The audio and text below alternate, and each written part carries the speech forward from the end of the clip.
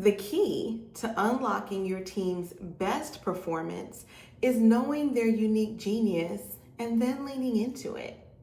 What's up, boss ladies? My name is Sarah. This is Amplify Her Impact, and today we are diving in to your secret weapon that really is going to help you build the relationships on your team that make them feel seen, valued, and confident. How, you ask? It is Strength Finders 2.0, and you get this book, you take an assessment, and it reveals your Clifton Strengths. I absolutely love this book, and I recommend it to all of my leaders. Let me tell you why. So we've all had to go through a process and identify our strengths and weaknesses at some point in our careers, right?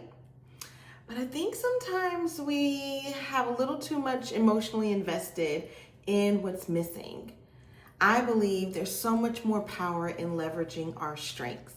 And in this book, there are 34 different themes or strengths that are described, and you'll find out your top 5 after you take the assessment. So strengths that include the achiever or the arranger, maybe the developer, the maximizer, or if you're like me, your top one was positivity. Think about it. What if you could delegate the tasks on your team based on their natural strength? You would feel confident in them being able to achieve that task successfully, and so would they. So how are we going to do this? So everyone needs to buy the book. It's about $25 or $26 on Amazon, and I think there's a Kindle version, but don't quote me on that. Then once they complete the assessment, they'll receive their top 5 strengths. From there, you create a PDF that looks something like this so that they can put in their top maybe 3 to 5 and give a description on what it means for their strength and maybe how they like to work. Now you know your team better. You know that Michelle has achiever in her top 3. So she will work best in situations where it has momentum and drive and she can really sink her teeth into the results. You know that Travis has relator in his top 3, and so he will thrive in situations where he can really build connection with his team or with his clients.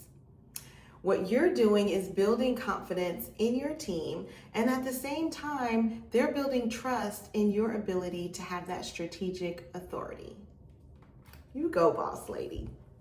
Once your team members know their strengths and they know your strengths, plus they know their peers' strengths, you'll see the team morale go up. You'll see performance go up because people are working in their zone of genius.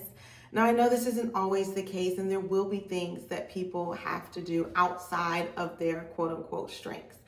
But if majority of the time they can thrive at work, you will see higher employee morale and higher performing teams.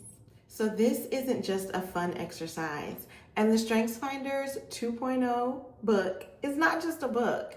It's your secret weapon, like we said at the top, to really building the relationships and cultivating a work environment where everyone on your team feels like their contributions are valuable. So if this was helpful, useful, you liked what you heard, and you're gonna try it, leave me a like or comment below. I would love to know what your top 3 to 5 Strengths Finders are, and I'll leave mine as well. Then come back, join me next week as we talk about another leadership topic that can help you achieve the success you deserve. I'll see y'all next time.